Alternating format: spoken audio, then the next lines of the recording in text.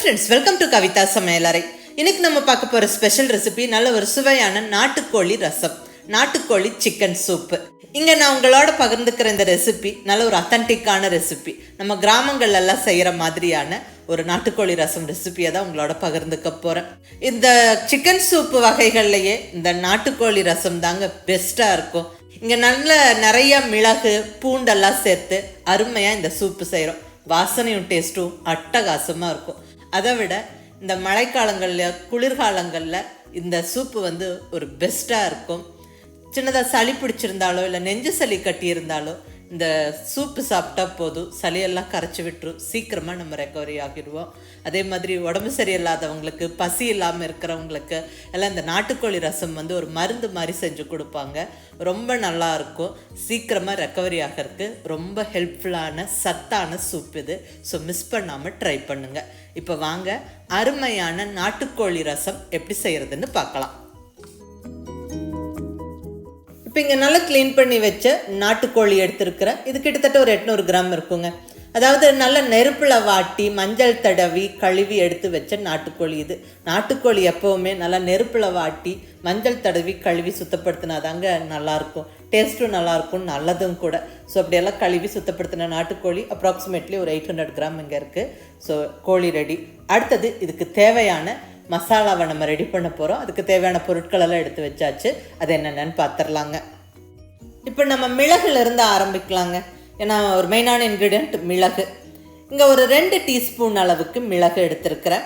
So மிளகோட காரம் தான் இங்கே இந்த சூப்புக்கு மெயினாக இருக்க போகுது, மிளகா காரத்தை விட.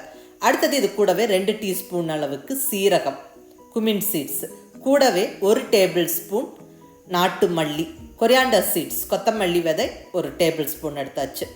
அடுத்து மெயினான இன்க்ரீடியன்ட்னு பார்த்தீங்கன்னா பூண்டு. இங்கே ஒரு 15 பல் பூண்டு எடுத்துருக்குறாங்க. இந்த பூண்டு நம்ம அதிகமாக தான் சேர்க்குறோம். ஏன்னா ஏற்கனவே சொன்ன மாதிரி இது சளிக்கெல்லாம் ஒரு பெஸ்ட்டான ஹோம் ரெமெடி. ஸோ பூண்டு அதிகமாக சேர்க்கிறது நல்லது. அதே மாதிரி டெலிவரி ஆனவங்க சீக்கிரமாக ரெக்கவர் ஆகிறதுக்கு இந்த நாட்டுக்கோழி ரசம் மெயினாக செஞ்சு கொடுப்பாங்க. ஸோ பூண்டு அதிகமாக சேர்த்து செய்கிறது ரொம்ப நல்லது.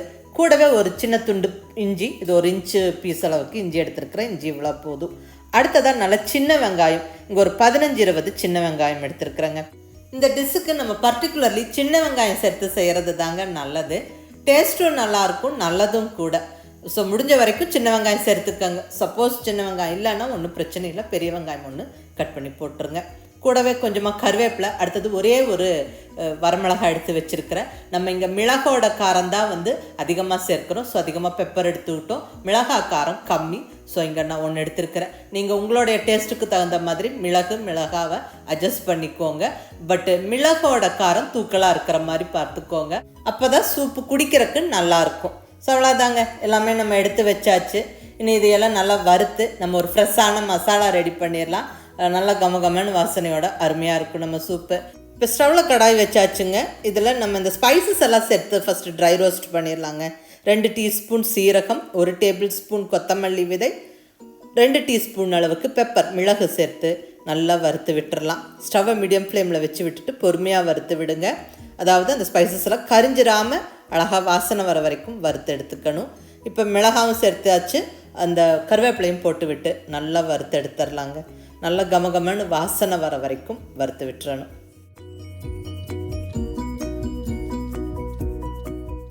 இப்போ ஸ்பைசஸ் எல்லாம் நல்லா பொரிஞ்சு நல்ல வாசனை வந்துருச்சு.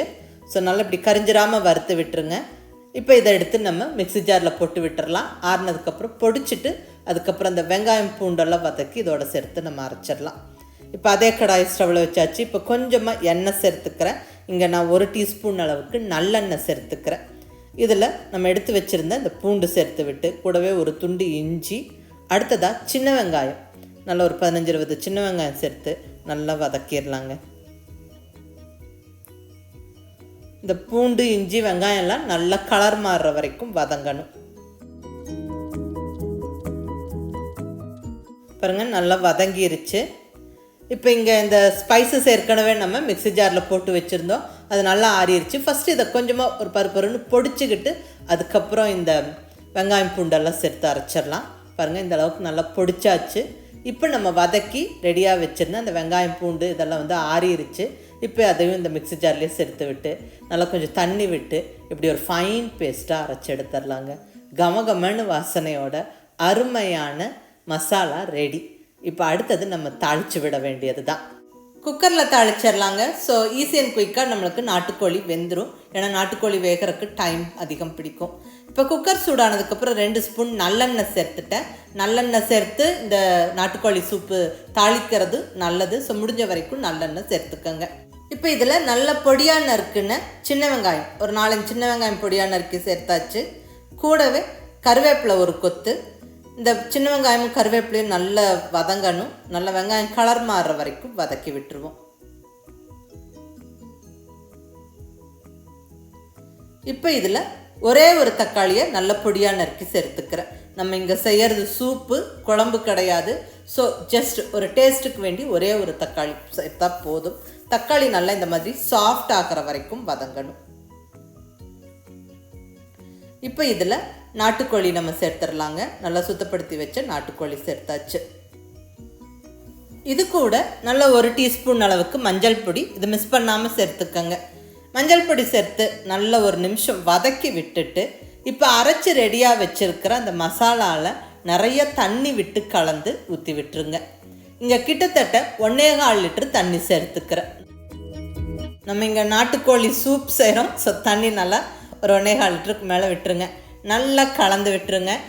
இப்போ நம்ம இந்த சூப்புக்கு தேவையான உப்பு சேர்த்துடலாம். நான் இங்கே கல்லுப்பு சேர்த்துக்கிறேன். ஸோ தேவையான அளவு உப்பு சேர்த்து நல்லா கலந்து விட்டுட்டு நம்ம குக்கர் லிட்டு போட்டு மூடி நல்லா வேக வச்சிடலாங்க. நல்லா அந்த சிக்கன் வந்து அந்த மசாலா பிடிச்சி நல்லா வெந்து வரணும். ஸோ குக்கர் லிட்டு போட்டாச்சு. வெயிட்டு வச்சு விட்டு மினிமம் ஒரு 6-7 விசிலுக்கு வேக வச்சுருங்க. ஏன்னா நாட்டுக்கோழி வேகிறதுக்கு டைம் அதிகமாக பிடிக்கும். இதே முத்துன கோழியாக இருந்தால் இன்னும் கூட 2 விசில் அதிகம் விசில் விட்டுருங்க. நல்ல விசிலில் வந்து அந்த ஸ்டீம் ப்ரெஷர்லாம் போனதுக்கப்புறம் நம்ம குக்கரை ஓப்பன் பண்ணலாம். ஸ்டீம் ப்ரெஷர்லாம் போயிடுச்சு. இப்போ குக்கர் ஓப்பன் பண்ணுறோம். கமகமன்னு வாசனையோட பர்ஃபெக்டாக சூப் ரெடி ஆகிடுச்சுங்க. அந்த எண்ணெயெல்லாம் பிரிஞ்சு பார்க்கவே அழகாக இருக்குது. இப்போ நல்ல ஒரு கைப்பிடி பொடியான இருக்கிற கொத்தமல்லி இலையை தூவி விட்டு கலந்து விட்டு எடுத்து சுட சுட சர்வ் பண்ணால் அவ்வளோ நல்லா இருக்குங்க. ரொம்ப டேஸ்டியான ஒரு பர்ஃபெக்ட் ஹெல்த்தியான சிக்கன் சூப் இது. சிக்கன் சூப்புனா இந்த நாட்டுக்கோழி சூப்பு அதுவும் இந்த மாதிரி வச்சாதாங்க பெஸ்ட்டாக இருக்கும். நல்ல தொண்டைக்கு இதமாக நல்லா கொஞ்சம் பெப்பர் இன்னும் கூட அதிகமாக தூவி விட்டு நம்ம குடித்தா அட்டகாசமாக இருக்குங்க. சளி பிடிச்சிருந்தாவோ இல்லை நெஞ்சு சளி கட்டியிருந்தாவோ இந்த மாதிரி சூப்பு ஒரு கப்பு குடித்தா போதுங்க. நல்லா சளியெல்லாம் கரைச்சி விட்டுரும்.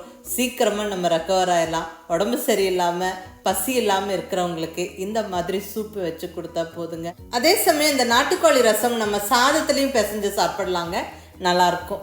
ஸோ கண்டிப்பாக இந்த சூப் ரெசிபி எல்லாருக்கும் பிடிச்சிருக்குன்னு நம்புகிறேன். மிஸ் பண்ணாமல் ட்ரை பண்ணி பாருங்கள். எப்படி இருந்துச்சுன்னு உங்கள் ஃபீட்பேக் சொல்லுங்கள். பிடிச்சிருந்தா லைக் பண்ணி ஷேர் பண்ணி கமெண்ட் பண்ணுங்கள். கவிதா சமையலறை சப்ஸ்கிரைப் பண்ணி என்னுடைய மற்ற ரெசிபிஸும் வீடியோஸும் பாருங்கள். தேங்க்யூ.